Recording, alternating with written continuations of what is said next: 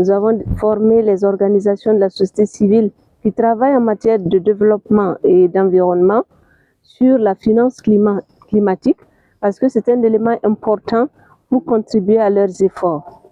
Nous avons pensé que les journalistes qui sont des relais d'information pourraient participer donc à sensibiliser les communautés sur leurs pratiques qui contribuent à augmenter et à accroître le réchauffement climatique. C'est pourquoi nous avons pensé les réunir pour qu'ils puissent être des relais d'information et puissent dénoncer et participer à des activités de plaidoyer auprès de nos autorités de gouvernants pour que des mesures plus strictes puissent être prises dans le cadre de la lutte contre les changements climatiques. La justice climatique est née historiquement du processus mondial de lutte contre les changements climatiques parce qu'on a remarqué qu'il y a un déséquilibre entre les pouvoirs au niveau donc, de l'action climatique. Il y a les pays développés qui sont normalement des pollueurs et qui doivent payer leur pollution. Et payer leur production veut dire également mobiliser des ressources pour les pays en développement afin que ces pays-là puissent s'adapter aux conséquences des changements climatiques qu'ils ont créés. Mais ce n'est pas fait. Et cela est injuste. Et donc, il faut les dénoncer, il faut les interpeller pour qu'ils remplissent leur part de responsabilité. Donc ça, c'est une question que les sociétés civiles discutons, débattons au niveau international.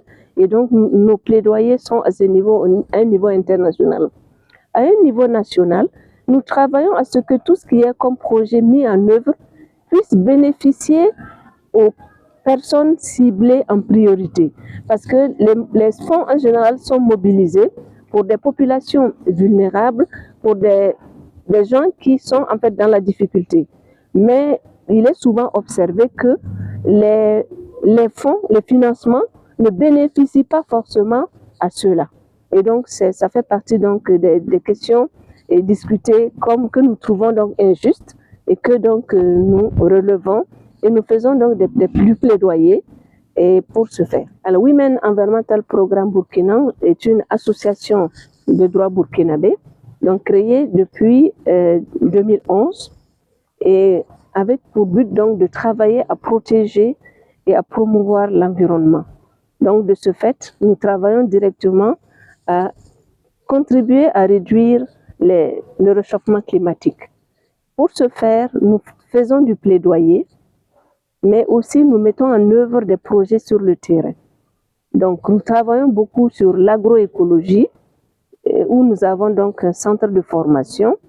Nous travaillons également à améliorer les pratiques, en plus au-delà du centre, en octroyant des équipements, des intrants plus naturels pour l'exemple et en leur montrant comment on les fabrique. Voilà. Et nous faisons beaucoup de formations, renforcement des capacités de nos organisations sœurs, parce que nous avons eu la chance, depuis 2008, de participer au processus de négociation climatique. Donc, nous formons beaucoup nos consoeurs, nos confrères, sur ces thématiques clés des négociations climatiques pour qu'ils soient mis à jour. Voilà. Et de ce fait, au Burkina Faso, par exemple, nous avons formé près de 300 organisations de la société civile sur les financements climatiques. Ça fait partie quand même des sujets qu'on traite de temps en temps. Et parfois, il y a des petits détails qui nous échappent. Donc, c'est toujours bien de se retrouver, partager les expériences et puis apprendre de nouvelles choses.